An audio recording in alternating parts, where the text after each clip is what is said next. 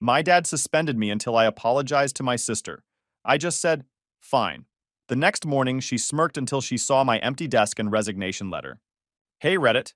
My dad suspended me without pay for 2 weeks because I undermined my sister's authority at the family company. I didn't beg, didn't argue, just said fine and walked out. The next morning, my sister was smirking until she saw my empty office and resignation letter. 3 months later, they were begging me to come back. By then, their entire company was collapsing. Here's how it went down. I'm Jordan, 32 male, and I spent 6 years as project director at Sterling Development Corporation in Chicago. Not some entry-level position either. I ran the entire architectural division. Every major project that made money for the company in the past half-decade, that was my work. The sustainable housing development that won 3 industry awards? Mine. The modular construction system that cut building time by 40%? Also mine. Started at Sterling right after graduation at 26, making $58,000 as a junior architect. First year, I redesigned a failing residential project in Naperville that saved the company $340,000 and got promoted to senior architect. By year 3, I was project director making $94,000 plus bonuses, managing 12 architects and engineers. By year 5, my division generated 68% of the company's revenue, roughly $59 million out of $87 million annually. My office had floor-to-ceiling windows overlooking the Chicago skyline, not because I was born into it, but because I'd earned it through 80-hour weeks and turning impossible deadlines into finished buildings. The walls held my architectural degree from Illinois, my structural engineering certification, and 5 industry awards. One wall featured photos of completed projects: the Riverside Eco Complex, the Morrison Tech Campus that won the 2022 Green Building Award, the Lakeshore Luxury Residences featured in Chicago Magazine. Another wall displayed prototypes of innovations I'd developed: the Echo Frame System, thermal regulation panels, modular foundation system. I'd built something real there, a team that respected the work, a portfolio that proved sustainable luxury wasn't just marketing, a reputation that opened doors. And my dad, Patrick, the CEO and founder, treated all of it like it belonged to him by default. See, Sterling Development is a family business. Patrick started it 30 years ago doing small residential projects in the suburbs. Now we do luxury eco-homes for tech executives and custom commercial buildings for corporations with too much money. Last year's revenue was around $87 million, which sounds impressive until you realize we should be clearing $120 million based on our project pipeline. The difference? My sister Vanessa. Vanessa, 29 female, is Vice President of Client Relations, a title that sounds important until you realize she got it at 25 with 0 industry experience. Her degree is in communications from a mid-tier private school that cost Patrick $180,000 in tuition. She's never designed a building. She's never managed a construction crew. She's never done a structural load analysis or reviewed a permit application. What she can do is smile at rich people and promise them things that are physically impossible to deliver. The pattern started her first month on the job. She promised a client in Winnetka a custom edition in 6 weeks, during winter in Chicago, when concrete won't cure properly below 40 degrees. I had to personally negotiate with the client, explain the weather constraints, and extend the timeline to 4 months. The client was pissed, but understood the physics. Vanessa got to keep her commission. Then there was the Oak Park project where she lowballed the estimate by $340,000 because she forgot to account for the custom Italian marble the client specifically requested. I found cost savings in other areas, negotiated better rates with suppliers I'd built relationships with, and brought it in only $80,000 over her original budget. Patrick praised her for landing such a profitable project. My favorite was the Evanston disaster. Vanessa promised a client we could build on a lot that hadn't been surveyed yet. Turns out the property had a protected wetland designation that made construction illegal without extensive mitigation. I spent 3 months working with environmental consultants and city officials to redesign the project for an adjacent lot. The client threatened to sue, but eventually agreed to the changes. Vanessa's response when I brought up the issue? That's why we have you to handle the details. For years, I covered for her. She'd promise a client a custom home in 90 days. I'd work miracles to deliver it in 120. She'd lowball a budget estimate by 30%. I'd find ways to cut costs without compromising quality. She'd forget to file permits. I'd smooth things over with the city inspectors I'd built relationships with over 6 years. The unspoken rule was simple. Vanessa brought in the clients with her sales pitches, designer outfits from Nordstrom, and charming personality. I delivered the actual buildings that didn't collapse or violate building codes. Patrick got to play proud father to both his children while the money rolled in. Vanessa's annual commission checks averaged $280,000. My salary was $94,000 plus a $12,000 annual bonus if projects came in under budget, which they always did because I was good at my job. Patrick loved this arrangement. He'd introduce Vanessa at industry events as the face of Sterling Development's future. Me? I was the technical expert who makes it all possible. Not his son who'd built the company's modern reputation. Just the technical expert. Like I was an appliance that came with the building. The unspoken rule was simple. Vanessa got the credit and the commissions. I got a salary and the satisfaction of knowing the buildings wouldn't collapse. I told myself it was fine. I was learning, building a reputation, waiting for the right moment to start my own firm. The usual lies people tell themselves when they're being exploited by family. Then 3 days ago, Vanessa closed a deal that finally pushed me past my breaking point. The client was some tech executive from Silicon Valley who'd made a fortune in cryptocurrency. Guy wanted a $20 million lakefront mansion that would redefine sustainable luxury and get him into Architectural Digest. Fine. We'd done projects like that before. Vanessa took the meeting without me, which should have been my first warning sign. She came back with a signed contract and a smile that screamed trouble. "Close the deal," she announced, walking into the Monday morning executive meeting like she'd just won the lottery. $20 million project, 12% commission. Clients ready to break ground next month. Patrick beamed at her. "Excellent work, sweetheart. This is exactly the kind of high-profile project we need." I was reviewing the quarterly budget projections, only half paying attention. Then Vanessa slid the contract across the conference table. "Jordan, you'll want to look at the timeline. Client's very excited to move in before winter." I picked up the contract and found the completion date, 90 days from permit approval. My stomach dropped. "This is a mistake," I said, keeping my voice calm. "This has to be a typo." Vanessa's smile didn't waver. "No mistake. I promised him move-in ready by October 15th. That's what it took to close the deal." "Vanessa, this is a custom 8,000 square foot home with advanced environmental systems. The foundation alone takes 4 weeks to cure properly. The custom glass panels have a 12-week lead time. The permits will take at least 8 weeks to process." She waved her hand dismissively. "That's why we have you. You always figure it out." I looked at Patrick, waiting for him to see reason. He was watching me with this expectant expression, like I was about to solve a math problem he already knew the answer to. "Dad, this is physically impossible. Even if we cut corners, which we can't because of building codes, we're looking at a 9-month timeline minimum." "I've heard impossible from you before, Jordan," he said. "And yet somehow the buildings always get finished. Because I work miracles within the laws of physics. This isn't a miracle. This is fraud. If we promise 90 days and deliver in 9 months, the client will sue us for breach of contract." Vanessa leaned back in her chair, examining her nails. "Maybe if you spent less time making excuses and more time managing your team, we wouldn't have this problem." That's when I made my decision. Not emotionally. I was way past emotions at this point. Strategically. I pulled out my laptop and opened the project management software. Spent the next 2 hours building a realistic construction timeline with every task, dependency, and resource allocation spelled out. Added buffer time for weather delays and material delivery issues. Ran the critical path analysis 3 times to make sure it was airtight. The result? 267 days from permit approval to certificate of occupancy. Almost 9 months. I compiled it into a professional report with photos of similar projects, testimonials from contractors about lead times, and citations of Illinois building codes that governed curing times and inspection schedules. Made it impossible to argue with. Then I sent it to the client, copied Vanessa and Patrick. The email was simple. "Dear Mr. Chen, thank you for choosing Sterling Development. After reviewing the project specifications in detail, I want to provide you with a realistic timeline to ensure we deliver the quality and compliance you deserve. Please see the attached construction schedule. I'm happy to discuss any questions."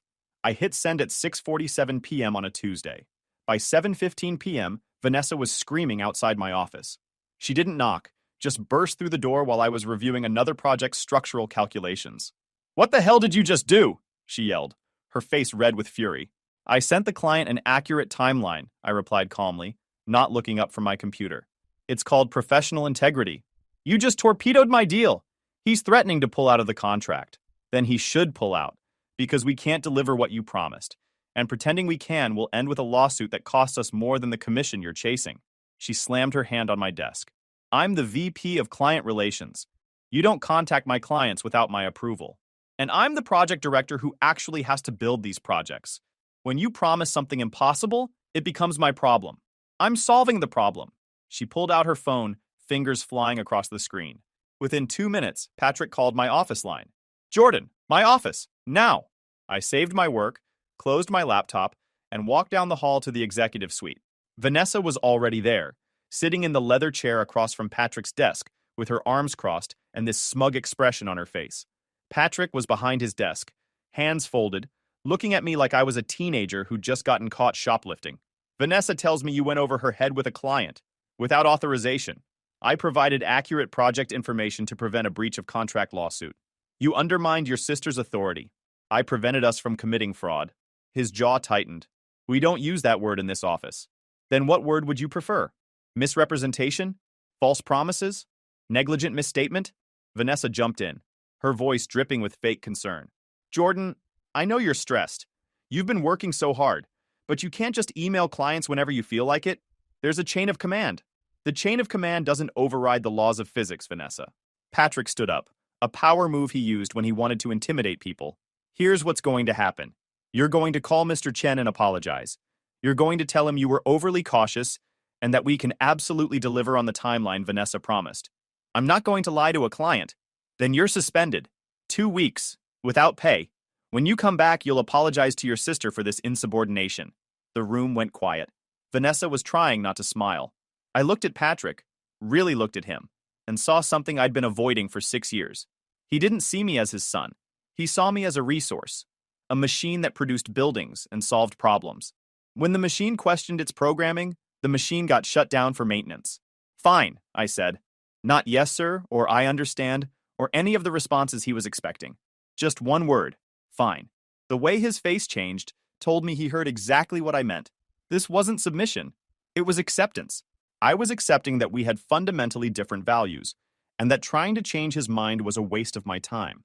I walked out of his office without another word. My office had been my sanctuary for 6 years. Everything in it represented something I'd built or earned. The degree from Illinois I'd paid for myself. The structural engineering certification I'd studied for while working 60-hour weeks. The awards from the Illinois Architecture Foundation. The photos of my team celebrating finished projects. I'd built a career here, a reputation, a standard of excellence that Sterling Development had never achieved before I joined. And now I was going to dismantle all of it. I closed the door, didn't lock it, didn't need to, and pulled out 3 cardboard boxes from the supply closet. Then I systematically started packing. The degrees came down first. Wrapped them in bubble wrap, not with nostalgia but with the efficiency of someone archiving evidence. The awards went next. Then the project photos. The prototypes of structural systems I'd designed. My assistant Amy knocked and poked her head in. She looked terrified. The rumor mill in a corporate office moves faster than email. Jordan, are you okay? I heard you're taking a leave? Amy, go home for the day. You're still getting paid, but I need you out of the office. But I have that presentation to finish for... It doesn't matter anymore. Just go home. She stood there for a moment, confused, then nodded and left. Smart girl. She'd figure it out soon enough. As I packed, I kept coming back to one item. The prototype of the Sterling Signature Echo Frame. This was the crown jewel. The modular, sustainable load-bearing system that cut construction time by 40% and increased energy efficiency by 50%. It had taken me 2 years to design, test, and perfect. Hundreds of hours of calculations, dozens of failed prototypes, meetings with structural engineers and materials scientists. Patrick loved it because it saved him millions in materials and labor. Vanessa loved it because she could market it as revolutionary green technology. Neither of them knew that I'd filed the patents in my own name. That's the thing about working for a family business. You learn early to protect yourself. My first year at Sterling, I watched Patrick take credit for a senior architect named Douglas Chen's innovative foundation design that reduced settling issues in clay soil. Douglas had spent 8 months perfecting it, testing it on 3 different projects, documenting every modification. Patrick presented it at an industry conference as Sterling Development's breakthrough approach to challenging soil conditions. Didn't mention Douglas once. Douglas quit 3 months later and started his own firm. Patrick kept using the design without compensation or attribution. I learned the lesson immediately. Started documenting everything in my second year. Every innovation, every process improvement. Every design modification that made projects faster or cheaper. Kept detailed lab books with dates, sketches, calculations, the kind of documentation that holds up in patent applications. Year 3, I met Patricia Kim, an intellectual property attorney who'd handled architectural patent cases. We met at an Illinois Architecture Foundation event. She handed me her card with a knowing smile. "Document everything," she said, "and consider filing provisional patents before showing anyone your work." That conversation changed everything. I set up my own LLC, Sterling Innovations, LLC, using Sterling intentionally to avoid suspicion. Cost me $800 to file with Illinois. Started routing patent applications through the LLC rather than Sterling Development. The Echo Frame system took 2 years to perfect. Started with a basic concept. What if load-bearing walls could be modular and manufactured off-site? Spent weekends sketching designs, running simulations, calculating load distributions. Used my own money, about $14,000, to build prototypes and test them at a lab in Schaumburg. Filed the provisional patent application in my 3rd year, before ever mentioning the system to Patrick. Spent another 9 months refining it based on real-world testing. Filed the full utility patent in year 4. By the time Patrick saw the finished system and realized how much money it could make Sterling Development, the intellectual property was already locked down in my name. Same pattern for the thermal regulation panels. 18 months of development, $8,200 in testing costs I paid myself. Patent filed before Patrick knew it existed. The modular foundation system, 11 months of work, $5,400 in materials and testing, patent secured. Over 6 years, I filed 14 patents covering various aspects of sustainable construction, modular building systems, and structural innovations. Total cost, approximately $47,000 in legal fees, testing costs, and development expenses. All paid from my own salary, documented meticulously, completely legal. Sterling Development had been built on my innovations for the past 6 years. Patrick and Vanessa had no idea they were renting them from me, under an implied license that could terminate at any time. I taped up the boxes and stacked them by the door. The office looked sterile now, generic, like I'd never been there at all. That was the point. Patrick wanted to teach me a lesson about hierarchy. He wanted me to sit at home for 2 weeks thinking about my insubordination. He wanted me to come back grateful for my paycheck and willing to apologize. He just handed me the perfect exit strategy. I pulled out my laptop one last time and opened a blank document, typed 2 paragraphs, printed it on company letterhead, signed my name at the bottom. Then I left it in the center of my now empty desk, where Vanessa would see it first thing in the morning. The resignation letter was simple. Effective immediately, I am resigning from my position as project director at Sterling Development Corporation. Please consider this my formal notice. I will not be returning after my suspension period. All active projects currently under my supervision will need to be reassigned. Thank you for the opportunity to contribute to the company's growth over the past 6 years. Best regards, Jordan Sterling. I didn't mention Vanessa. Didn't mention the impossible timeline. Didn't explain my reasons. Professional and clean. The kind of resignation letter that would look perfectly reasonable to any lawyer reviewing it later. I carried the boxes to my car, a 2015 Honda Civic with 143,000 miles that ran perfectly fine, and drove home. My apartment was a modest 1-bedroom in Lakeview. Nothing fancy, but it was paid for with money I'd earned, and nobody could take it away from me. That night, I pulled out files I'd been organizing for the past 2 years. Patent documentation for the Echo Frame system. Licensing agreements I drafted but never executed. Contact information for competitors who tried to recruit me over the years. A business plan for my own architectural consultancy I'd written during slow weekends. I'd been preparing for this moment longer than I'd realized. Some part of me always knew it would end this way. Around 9 p.m., my phone started ringing. Vanessa. I declined the call. She called back immediately. Declined again. Then Patrick called. Then Vanessa again. I turned off my phone and went to bed. Slept better than I had in months. The next morning, I woke up at 6 a.m. out of habit.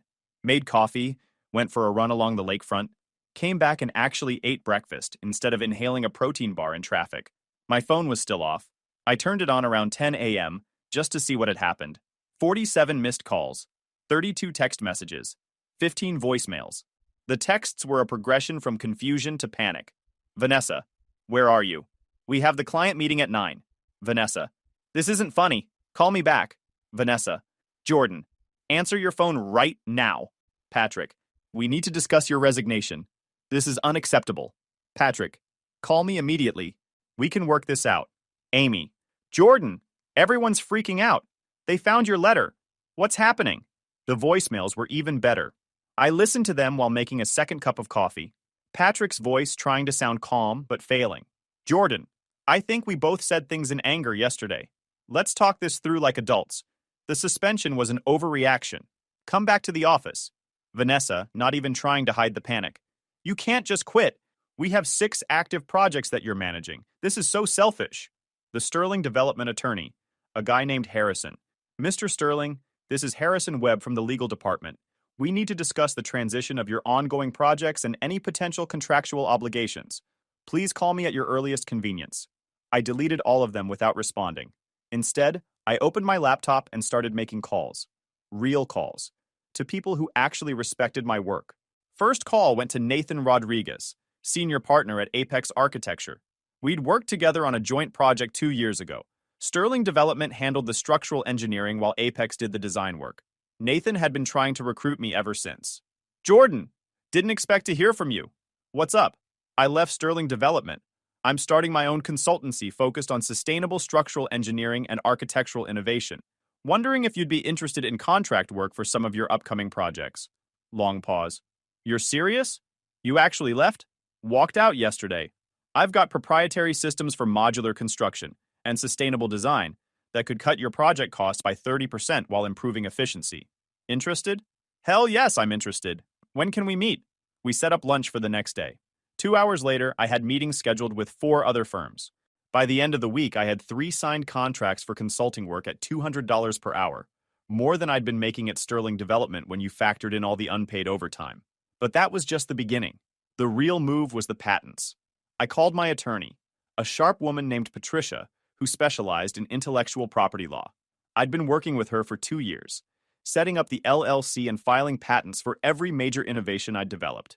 Patricia, it's time. I want to start licensing the EcoFrame system to Sterling's competitors. You sure about this? Once you do this, there's no going back. I'm sure. Draft the licensing agreements. Market rate plus royalties. And send a cease and desist to Sterling Development for any unauthorized use of my patented systems. That's going to hurt them. They've been using your designs as their flagship product. I know. That's the point. It took Sterling Development exactly 4 days to realize they were in serious trouble.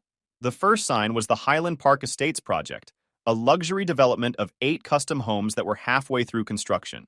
All of them used the EcoFrame system. The general contractor called me directly on day 3. Jordan, it's Mike Chen from Lakeside Construction. We've got a problem on the Highland Park project.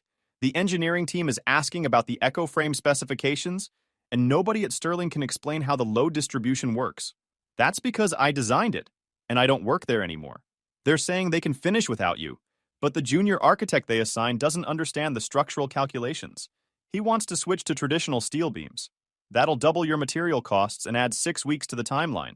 I know, which is why I'm calling you. Can we hire you directly as a consultant to finish the project? I quoted him my consulting rate. He agreed immediately. I drafted a contract that specifically noted I was an independent consultant, not a Sterling Development employee. Mike called me back 2 hours later, sounding stressed. Jordan, I just got a call from Patrick Sterling. He's threatening to sue me if I hire you for this project. On what grounds? I don't work for him anymore. I'm a private consultant, and you're a private contractor. He has no standing. He's saying you're using proprietary company information. I almost laughed. Mike, I'll send you documentation proving I own the patents for the EcoFrame system. Sterling Development has been using my intellectual property under an implied license that terminated when I resigned. If anything, they're the ones using proprietary information without authorization. Silence. You're telling me Patrick doesn't own the design for his flagship product? Correct, I do. And I'm about to make that very clear. That afternoon, Patricia sent the cease and desist letter to Sterling Development via certified mail. The letter was beautifully written, clear, professional, and absolutely devastating. It informed them that all patents for the EcoFrame system were owned by my LLC, that my resignation terminated any implied license for their use, and that continued use without a formal licensing agreement constituted intellectual property theft. The letter included a list of all active Sterling Development projects currently using my patented systems, along with documentation proving my ownership. It also offered a licensing agreement at market rates, $50,000 per project plus 3% of project revenue in ongoing royalties. Patrick called me within an hour of signing for the certified letter. I let it go to voicemail. His voice was different now. Not angry, scared. Jordan, we need to talk about this cease and desist letter. This is absurd. You developed those systems while working for Sterling Development. The company owns that intellectual property. I called Patricia. Can I respond to this? Sure. Keep it professional. Don't admit anything. Don't make threats. Just state facts. I sent Patrick an email. Not a call, an email. So everything would be documented. Patrick, I developed the Echo Frame system and all associated innovations on my own time, using my own resources. All patents were filed through my personal LLC before any implementation at Sterling Development. You were operating under an implied license during my employment. That license terminated with my resignation. If you wish to continue using the systems, we can discuss a formal licensing agreement. Alternatively, you can redesign your active projects using alternative systems. Best regards, Jordan. His response came back in 4 minutes. All caps. This is extortion. I will not be blackmailed by my own son. I didn't respond. Just forwarded the email to Patricia with a note. Please document for any future legal proceedings. Over the next 2 weeks, I watched Sterling Development fall apart in slow motion through industry contacts who kept me updated. The Highland Park project stalled completely on day 6. The junior architect Patrick hired, a recent graduate named Kevin who'd worked for me for 8 months, tried to redesign the structural system using traditional methods. Poor kid was way over his head. I'd trained him well enough to follow my designs, but he didn't have the experience to create alternatives from scratch. Mike Chen, the general contractor, sent me daily updates, even though I hadn't asked for them. Day 7. Kevin's proposed using standard steel I-beams instead of the Echo Frame. Material costs just jumped from $340,000 to $680,000. Clients are freaking out. Day 9. Had to halt construction. Kevin's calculations don't account for the thermal expansion in the custom glazing system. If we build this the way he's specifying, the windows will crack within 6 months. Day 12. 3 of the 8 homeowners have threatened to pull out. Their deposits are in escrow, but they're lawyering up. Each message was another nail in Sterling's coffin. The lakefront mansion Vanessa had promised in 90 days? That project imploded spectacularly on day 10. The tech executive who'd signed the contract hired a forensic construction consultant to review the timeline I'd sent him versus what Vanessa had promised. The consultant's report was brutal. Documented that Vanessa's timeline was physically impossible even with unlimited resources and perfect weather conditions. The lawsuit hit on day 14.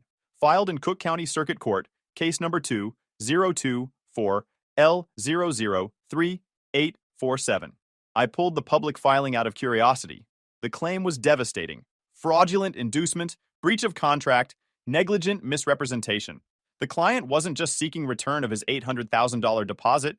He was claiming $2, $4 million in consequential damages for having to cancel his planned relocation from California. I heard through a mutual contact at the title company that Patrick had to take out a $3 million bridge loan using his personal lake house as collateral, just to cover legal defense costs and potential settlement. The interest rate was 9.5% because his credit had taken a hit when Sterling Development missed payments to 3 different suppliers. The Arlington Heights commercial project, a $6.2 million office building that was 60% complete, ground to a halt on day 16. That one hurt because I genuinely liked that client, a small tech company that was growing and needed their own space. The project used the Echo Frame system for the load-bearing interior walls. Without me there to supervise, the framing crew didn't understand the installation sequencing. They installed panels in the wrong order, which compromised the structural integrity of the entire West Wing. The structural engineer on that project, a guy named Tom Bradshaw who'd worked with me on 4 previous builds, called me directly. Jordan, I had to red tag the whole west section. They're going to have to tear it down and rebuild. We're talking $340,000 in rework, plus another 8 weeks on the schedule. The client's demanding Patrick cover the costs since it was Sterling's design error. It wasn't a design error, I corrected. It was an installation error, because Patrick put an untrained architect in charge of a complex structural system. You want to consult on the fix? I can bring you in as an independent expert. Send me the contract. My rate's $200 an hour. Tom hired me that afternoon. I spent 4 days on site supervising the demolition and rebuild of the West Wing, teaching the framing crew the proper installation sequence. Billed Sterling Development's client directly, $9,600 plus expenses, and the client was happy to pay it because I actually knew what I was doing. Meanwhile, 2 other projects went completely dark when clients pulled their deposits after hearing about the lawsuit. One was a $4.8 million custom home in Lake Forest. The other was a $3.2 million renovation project in Lincoln Park. Both clients had paid 15% deposits, totaling $1.2 million, that Patrick had already spent on operating expenses rather than putting in escrow like he was supposed to. Those clients lawyered up immediately. More lawsuits filed, more legal bills, more damage to Sterling's reputation. Vanessa tried calling me 6 times in one day, left voicemails that started with fake apologies and ended with thinly veiled threats. Jordan, I know we've had our differences, but this is bigger than us. The company is in trouble. People's jobs are at stake. You need to come back and help fix this. Then, when I didn't respond, fine, be selfish. But when this company goes under, it's on you. Hope you can live with yourself. I deleted every voicemail without listening all the way through. Meanwhile, my consulting business was thriving beyond anything I'd anticipated. The first contract came through Nathan Rodriguez at Apex Architecture on day 3 after I resigned. We met for what was supposed to be a casual lunch at a place in River North. Ended up being a 3-hour business meeting where Nathan laid out 6 projects his firm was struggling with, all of them requiring exactly the kind of sustainable structural solutions I'd been developing for years. Look, I'm going to be straight with you, Nathan said, pushing his plate aside and pulling out a folder full of project specs. We've got a $12 million mixed-use development in Pilsen that's stalled because we can't figure out how to meet the city's new energy efficiency requirements without blowing the budget. Your Echo Frame system would solve it. But Patrick quoted us $280,000 just for the licensing fee, before you even got involved. I looked at the project specs. It was good work. Affordable housing units on the first 3 floors, commercial space on the ground level, rooftop solar installation. Exactly the kind of project that actually served communities instead of just wealthy individuals. I'll consult on the structural design for $200 an hour, and I'll license the Echo Frame system for $35,000 plus 1.5% of the construction cost savings you realize from using it instead of traditional methods. You'll save about $180,000 in materials and 8 weeks on the timeline. Nathan didn't hesitate. Done. When can you start? Signed the contract that afternoon. The project became my proof of concept. Finished it in 6 weeks, came in $220,000 under their original budget projection, and the client was so happy they referred me to 3 other developers. By week 2, I had consulting contracts with 4 different firms. Apex Architecture, $47,000 contract for the Pilsen project Morrison & Associates, $23,000 contract for structural review of a failing office renovation. Greenspace Builders, $31,000 contract for sustainable residential development in Oak Park Urban Core Development, $28,000 for commercial building redesign downtown revenue in just 2 weeks, $129,000, more than I'd made in 6 months at Sterling Development, when you factored in all the unpaid overtime. The word spread fast in Chicago's architectural community. Turns out, a lot of firms had watched Sterling Development's rise with envy, wondering how Patrick was delivering projects so efficiently. Now they knew. It wasn't Patrick or Vanessa, it was the systems I'd developed. And suddenly those systems were available to everyone except Sterling. Week 3, I hired my first employee, Amy, my former assistant from Sterling. She'd quit the day after I left, apparently tired of watching Vanessa treat her like a personal servant. She called me crying, saying Patrick had just yelled at her for 20 minutes because nobody could find the files for the Highland Park project, the files that I'd organized and maintained, and that nobody else knew the system for. Want a job? I asked. Yes, please. When? Tomorrow. Amy became my office manager at $55,000 per year, 15% more than Patrick had been paying her. Worth every penny because she knew my organizational systems and could hit the ground running. Week 4, I hired 2 junior architects who'd worked under me at Sterling. Both had quit voluntarily after seeing the chaos and realizing the ship was sinking. First was Kevin, the same guy Patrick had promoted to replace me, only to realize he was way over his head. Kevin called me on day 18, sounding desperate. Jordan, I'm drowning here. Patrick's demanding I fix problems I don't even understand. Vanessa's blaming me for everything, and I'm working 90-hour weeks trying to learn systems you spent years developing. I'm done. Come work for me. $68,000 to start, 40-hour weeks, and I'll actually train you properly, instead of just throwing you into the deep end. Second was Rebecca Santos, a talented architect who'd been stuck doing basic drafting work at Sterling, because Vanessa kept taking credit for her design ideas. She'd been looking for an exit for months, but stayed because the market was competitive. The Sterling implosion gave her the push she needed. I want to do meaningful work, she told me during her interview. Not just luxury homes for people who have too much money and not enough taste. I want to design buildings that actually serve communities. That's exactly what we're doing here. When can you start? We set up a small office in West Loop, 1,200 square feet, exposed brick, plenty of natural light, nothing fancy. Rent was $3,400 per month, which I could easily cover with just one consulting contract. Bought used furniture from an office supply liquidation sale. Got a good deal on computers and software licenses. Total startup costs, $18,000. Paid it from my savings without touching any client revenue. Month 1 revenue, $187,000 across 9 different client contracts. After expenses and payroll, $94,000 in profit. I just made more in 1 month than I used to make in a year at Sterling, and I was actually enjoying the work for the first time in years. But the real satisfaction came from watching Patrick's empire crumble. 6 weeks after I resigned, Patrick showed up at my new office. It was a Tuesday morning. I was reviewing structural calculations for a community center project. Low budget, but meaningful work that would actually serve people instead of just inflating some executive's ego. My assistant buzzed me. "Jordan, there's someone here to see you. Says he's your father." I looked at the security camera feed. Patrick was standing in the lobby, looking older. The arrogance that used to hold his spine straight was gone. He looked like a man who'd been carrying something heavy for too long. "Send him in," I said. He walked into my office slowly, taking in the exposed brick walls, the modern lighting, the clean efficiency of a business that was actually solvent. I didn't stand up. Didn't offer him coffee or a chair. Just sat behind my desk with my hands folded on top of a set of blueprints. "Vanessa's out," he said after a long silence. "I fired her this morning. She's moving to Arizona to stay with her aunt." I nodded. "That seems prudent." The tech executive settled.